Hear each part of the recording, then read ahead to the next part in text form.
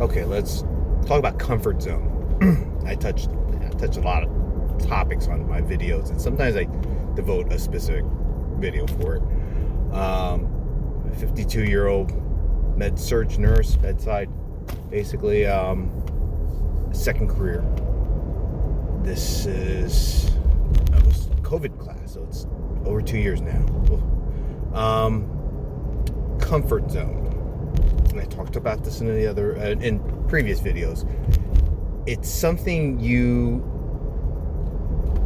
no matter what, you're going to have to get out of your comfort zone as a nurse, one time or the other. And what I mean by that is, you're gonna have to do something you don't like. You know, you might not like touching poo. You're gonna have to touch poo. You might not have to like dealing with body fluids. You're gonna have to deal with that. Opposite genders, different religions, different beliefs. I mean, I've had patients that were outwardly racist, violent, nasty, subtly racist, subtly nasty, etc. You know, and you deal with it. I had a patient smash me right in the face, cut my cheek, sent me to the ER. I had to go to the ER. It wasn't bad. It really wasn't. But literally, the Joint Commission was in the next room, and my manager's like, "No, you're going to the ER, right? That's policy, you know. Go." And I was like, "Are you gonna be shorthanded?" It's just go. And she's like, "Oh, okay, yeah, I gotta go."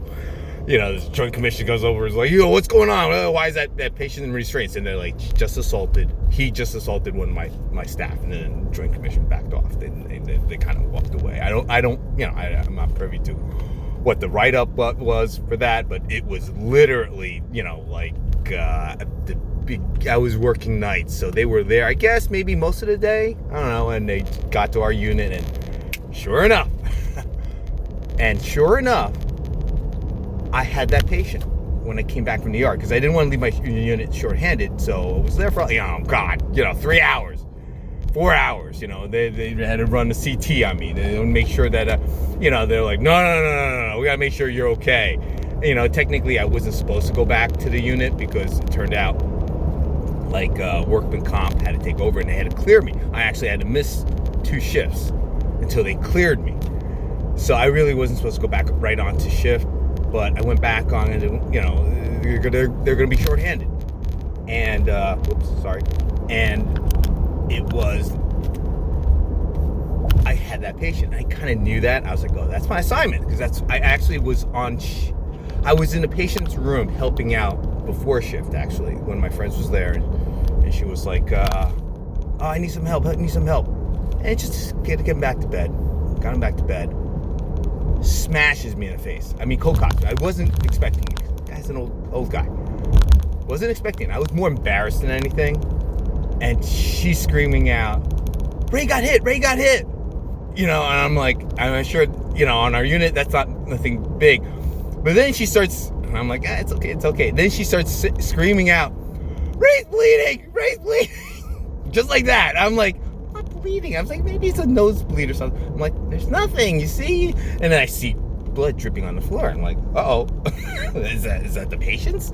And he's fine. I'm like, what? And then I notice my cheek is bleeding. And I'm like, oh shit.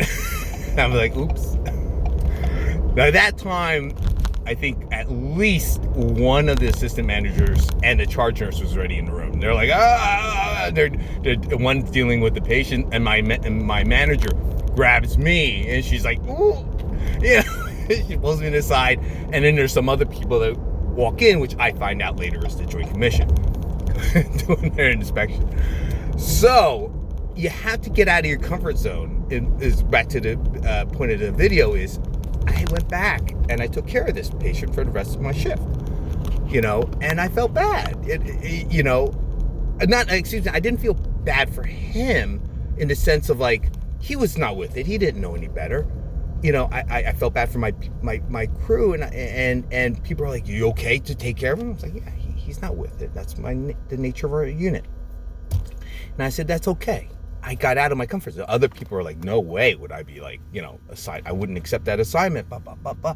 And that's fine. You don't have to. I'm not saying you have to accept that kind of assignment, but I am saying that you have to work out of your comfort zone at times, like dealing with a patient that's outwardly sexist, racist, maybe even violent. You don't have to be unsafe. I'm not saying that. That's not what I'm saying. I'm a guy. I can defend myself a little better than the average woman, just slightly better. But I'm not saying you have to be putting yourself in a situation where you're unsafe or uncomfortable. That's not what I'm saying. But you have to get out of your comfort zone. Another example I'll say is I'm naturally a introvert. I do these videos actually as part of my self-therapy, self-help. But I had to learn very quickly to get out of that. Otherwise, I'm not interacting with the patient. And a lot of people said, "Oh, I bet you're the extrovert of the family." I said, "No, my brother's the extrovert. Actually, I'm the introvert. I hardly." And my brother will probably attest to this, and he'll be like, "Yeah, he's always making friends with everybody he meets." In the public eye now, I'm still the introvert because I'm like, hey, I don't have to do this. I'm an extrovert to get my paycheck and to help people. But when I'm in the restaurant, I don't like to make waves. I don't like to do anything. I'm still sitting in a corner. It's the way I am. If I even go out, I prefer to stay home. So you have to overcome that, though, and you can. I'm not saying, hey, you're an introvert. You're not going to be a nurse. No, I'm an introvert. I'm a nurse.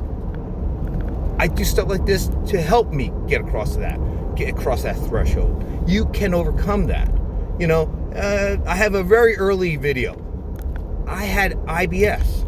I had GI problems. I still do on occasion, but I watch what I eat. I'm old enough that I know what triggers me. You can overcome that. I mean, by and large, I don't have that problem anymore, but that's because I am very conscious of what I do and put into my body. So what I'm saying to you guys is you can overcome it. You have to expect it, though, is what I'm saying.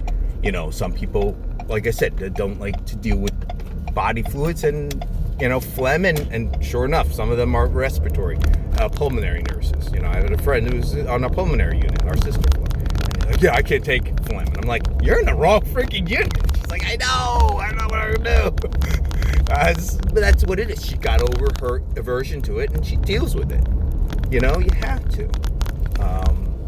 So it's a video of encouragement and a bit of warning, heads up, that you're gonna be put out of your comfort zone.